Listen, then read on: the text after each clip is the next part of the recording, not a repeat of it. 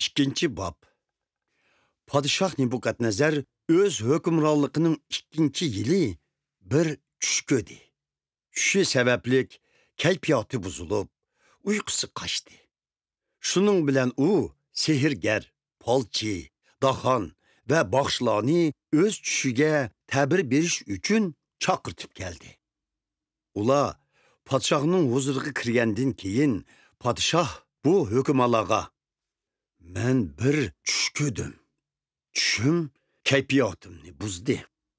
Men bu tüşünün tabirini bilmekçimen" dedi. Hükümala padişahka arami tilda cevap verip, "Padişah alileri mengü yaşagayla. Tüşlerini biz hizmetkarlarıga sözlep bersile. Tüşleriga tabir bireyli" dedi. Padişah ulağa mundaq dedi. "Bilip koyunlar ki, eğer sizler menin kandak tuş kögenlikimni ve onun tabirini itip birelmisanlar, teninglar parçalanıp, uyunglar harablıkka aylanıdı. Eğer sizler kögen tüşümni itip berip, onunla tabir birelsanlar, mendin katta inam ve mertüge erişsizler. Hem menin tüşümni ve onun tabirini itip beringlar." Ula padişahka yani cevap verip, "Padişah alileri tüşlerini biz hizmetkarlarıga sözlep besile, tüşleriga tabir bireyli" dedi. Padişah, "Eni bilip turuvatmen. Sizler kararımni qattilikini bilip turup vaqtning orqaga sozuvatsizlar. Eğer sizler mening tüşümge tabir beremsanlar, sizlerni faqat jazo kütüp turuptu. Sizler til biriktirip, bana yalgan gap qilib, işlarni o'zgartmoqchi boluvatsizlar. Sizler hazır mening tüşümni deb beringlar.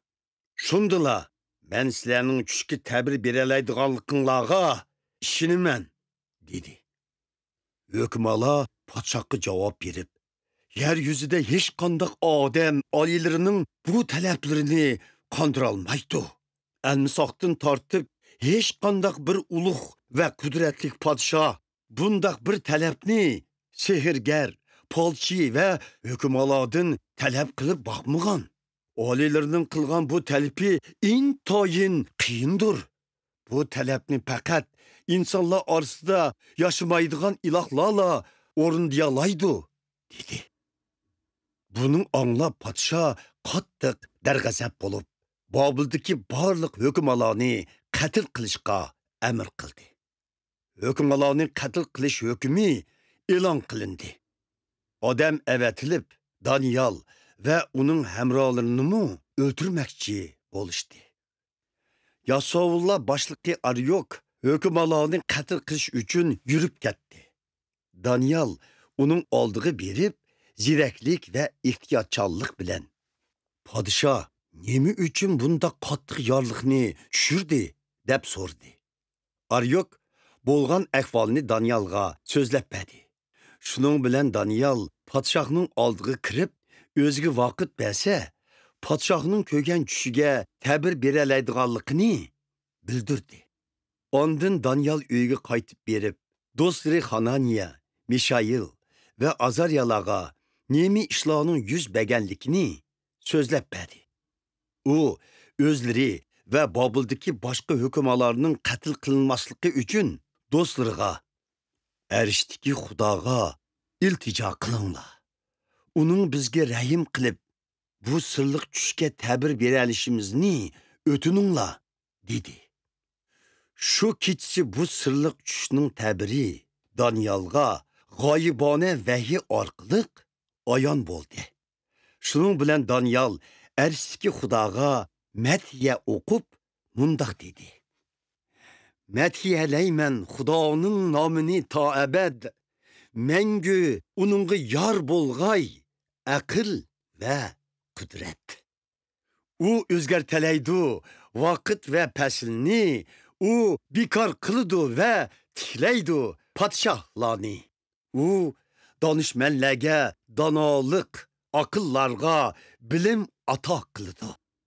U oshkorlaydi g'oyib ishlar ve sirlarni, U bilidu barcha qorong'ulikdagi ishlarni. Chunki yordur yoruqluq uningga. Şükür ve metiye etmen ey Xudo sana. Ey ecdatlarım itiqat qilib kelgan Xudo. Bana paravsat ve kudret kıldın ata. Bizge bədin sorğunimizni, bizge bildirdin padşahının çüşini. Daniel, padşah tərəfidən Babildiki hökümalarını qatl qilishqa buyurilgan Aryokның aldığı berib, Babildiki hökümalarını qatl qilmang, meni padşahның aldığa başlap berin. Mən padşahның çüşüge təbir bermen, dedi. Aryok, Danielni dərhal padşahның aldığa elib kirdi və padşahqa. Mən Yahudiya zeminidən əsirgi ilinğanlar içidin, olilərinin çüşüge təbir berələydiğan birsini tepib keldim, dedi. Padşah, Beltşazlar dəbmi atalğan Daniel'din, sen mening nemi çüş kögənlikimni bilələmsən və çüşümge təbir berələmsən, deb so'radi. Daniel mundaq cavab berdi. Hech qandaq bir hukuma, palchi, sehirgar yoki munajjim oliyleri so'rgan bu sirliq ishining o'tisidan chiqolmaydi. Lekin arishda sirlarni yeshalaydigan bir Xudo bor. U podsho oliylarga kelgusida yuz beradigan ishlarni ko'rsatib bergan. Sizlar uxlayotgan vaqtda ko'rgan tush ve alametler mundaq. Padşah oliylari sizlarning uxlayotgan vaqtda ko'rgan tushları kelgusida bo'ladigan ishlardan bishoratdir. Sirliq ishlarni oshkora qilalaydigan Xudo sizlarga keyin yuz beradigan ishlardan oldin bishorat bergandir. Bu sirning menga oshkora qilinganligi mening donoligimni ko'rsatish uchun emas, balki sizlar ko'rgan bu tushning ma'nosini bilishlari uchundir. Podsho oliylari sizlar tushlarida oldilarida yaltirab, chaqnab turgan nihoyatda cho'ng bir haykalni ko'rdilar. Bu haykalning turqi intayin qo'rqinchli bo'lib, uning beshi sap oltindan, kökriki ve biliki kümüştün, korski ve yotisi tuştun yasalgan. Paçıki tömürdün, putunun bir kısmı tömürdün, bir kısmı sapaldın yasalgan. Sili onun qarab turğanlarda insan kolu bilen kezilingan bir qoram taş domlap kelip, heykelinin tömür ve sapaldın yasalgan putlarga uruldu da ulanı parça parça qilivetdi. Şunun bilen tömür, sapal, tuç, kümüş ve altullar parça bulup, xuddi yazda xamangı dövlep koyulgan samanni boran uçurup ketkendek, heykelinin parçalarından hiçbir eser kalmadı. Ama heykelini çıkıp taşlıgan heliki koram taş, çoğun bir takka aylanıp, bütün yeryüzünü kapladı. Bu sizlarning ko'rgan tushlaridir. Endi tushlarga ta'bir beray. Podshoh oliylari, sizlar podshohlarning podshohidirlar. Arishdagi Xudo sizlarga saltanat, kuch qudrat va shon shuhrat ato qildi. U sizlarni yeryüzida yashayotgan barliq insonlarning, hattoki yovvoyi hayvonlar, osmondagi qushlarning haqoni qilgandir. Sizlar tushlarda ko'rgan haykalning ashu oltin beshi o'zlari bo'ladi. Sizlardan keyin sizlarning podshohliklariga yetmaydigan yana bir podshohlik borliqqa keladi. Keyin yana uchinchi bir podshohlik borliqqa keladi. Bu podshohlik yerki tuchdir. U bütün yeryüzüge hükümranlık qildi. Ahırda 4-chi podshohlik borliqqa keldi. U tömürdek qattiq bo'lib, tömür barliq narsalarni hukm talqan qilalig'inidek bu podshohlikmi boshqa podshohliklarni urib bitchit qiladi. Sili ko'gan sopol bilan to'mirdan yasalgan put va putning barmoqlari bu podshohlikningmi parchalanadiganligidan bishorat beradi. Tushlarida to'mir bilan sopol aralash yasalgandek bu podshohlikningmi to'mirdek kuchlik tarifi bo'ladi.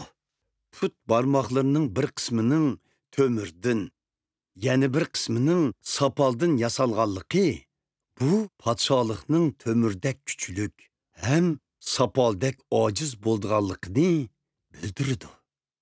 To'mir bilan sopolning aralashganligi hukmdorlarning qudi bo'lish yo'li bilan podshohliklarini mustahkamlash o'yida bo'lganligini, ammo to'mir bilan sopol aralashilmagandek ularningmi birlasholmaydiganligidan bishorat berdi.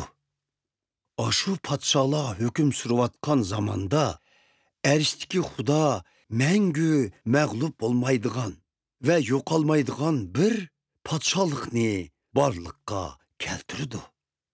Bu podshohlik boshqa barliq podshohliklarni yonchib, yo'qtib, o'zi mangu hukm surdi. Sili ko'gan inson qo'li bilan qizivilinmagan bir qoram toshning do'milab kelib, to'mir, tuj, sopol, kumush va oltinlardan yasalgan haykalga urilib, uni chiqib tashlaganligi ulug' Xudoning podsho oliylariga kelgusida yuz beradigan ishlarni ko'rsatib berganligidir. Silining ko'rgan bu tushlari rostdir. Uning ta'birimi ishonchlikdir. Podshoh Nebukadnezar yerga bosh qo'yib Daniyalga ta'zim qildi. Podshoh odamlariga Daniyalga yemaklik hadiya qilish va isriq ko'ydirish farmonini tushirdi. U Daniyalga: "Rost, sizlarning Xudoyinglar, ilohlarning ilohi, podshohlarning egisi, sirlarning yashkuchisi ekan. Chunki bu sirni faqat senla menga yeshib beraliding" dedi. Shuning bilan podshoh Daniyalga yuqori martaba berdi va yana uningga ko'pligan qimmatlik narsalarni inom qildi. U Daniyalni butun Bobil o'lkasining hukmronligiga qo'ydi. Shundaqla barliq hukmlarning oqsoqli qilib tayinladi.